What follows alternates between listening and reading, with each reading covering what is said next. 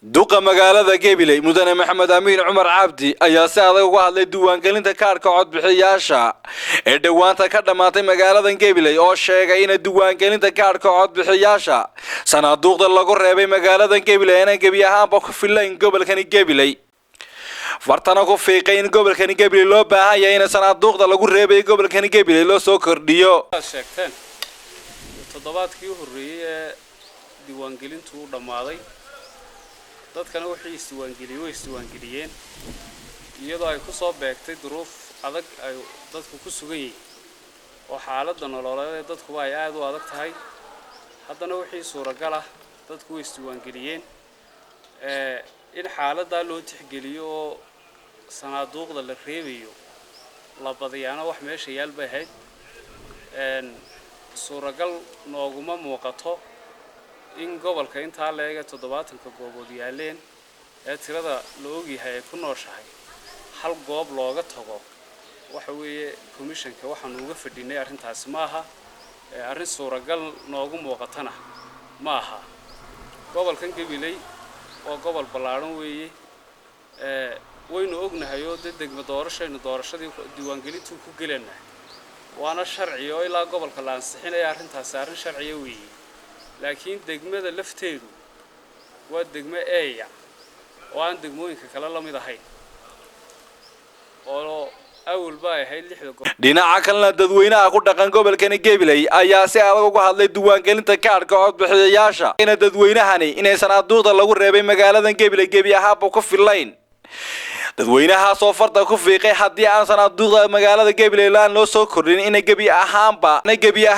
ka qayb gali doonin doorashada la filay inay ka dhacdo gebi ahaanba Soomaaliland 2017 waxaana si adag uga hadlay salaadiinta uqaasha haweenweynaha gobolkani Gabiley dhalinyarada laga carabka ugu adkeeyay hadii aan gobolkani Gabiley aan sanaaduuqda lagu soo kordhinin inay gebi ahaanba doorasho ka dhici doonin magaalada Gabiley xarunta gobolka Gabiley hadlayna arinta diiwaangelinta waxa weeyaan gobolka Gabiley sideedii commissionka uu lama dhaqmin waxaan baaq u direynaa commissionka waxaan ahaan jirnay awal oo dawladii hore aan sanaaduuqdii meesha taalay waa in kala badh la soo celiyo haddii ay iyagu bixin waayaan ay kharash ka baqanayaan wasweyn la soo celiyo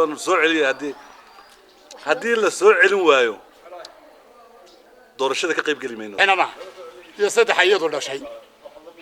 لما ما ظن إنه روح صحيح بتجي هذا سيد ديان ملايين حرورتها صدق لا يدور دلني أقوم بهاين إذا كورني سي يا سيد حياته مركع عنها لقى صار لسه سيد حياته حيرن جرته يا قرقورية أنت وش شربته يقول جرته يا قرقورية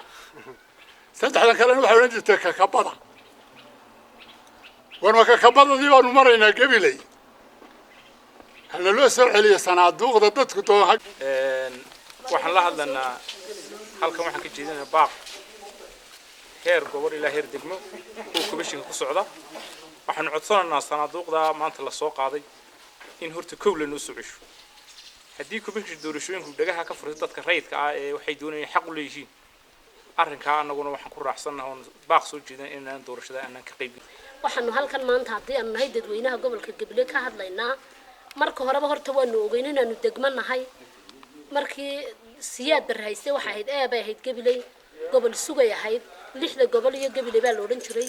imagayaha tan waanu isku ogeyn horta inaanu aanan gobol ahayn laakiin waxaanu u sheeganaa gobolada waaweyn ee aan saxsan inaanu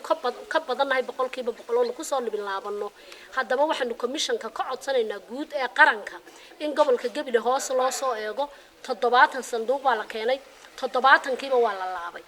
hal goob ha shaqaysan halkaasina way wareegaysaa in noo ogolaado ma ka codsanayna insha Allah taala waxaan kale oo fariin adag u diraya saddexda xisbi qaran wariyaa loo cararaya yaa loo halgamaya cid loo halgamay waayo annagu waxaan nahay shicib baan nahay waxa weey foodka nima baa doonaya ku soo baxaan xisbiya tartamaya iyaga isku xaasida iyaga suuqa kala galaya waxaan ka codsanaya iyagana iyagoo isku duuban waxa weeyaan gebile codka ka helayaan maanta kama helayaan haddii indhaha dhiig ka keenaan haddii aan talaabo ka qaban taatay laba cisho ka hor ayaa ahayd markii ay soo gabagabooday diiwaangelinta kaarka codbixiyayaasha ka socotay magaalada Gabiley ee xarunta gobolka Gabiley iyadoo magaalada Gabiley guud ahaan gobolkani Gabiley khaasatan lagu reebay hal sanduuq kaasoo ah magaalada Gabiley aanu cuntami doonin Guleed Cali Ibraahim Ilkaase warbaahinta SBC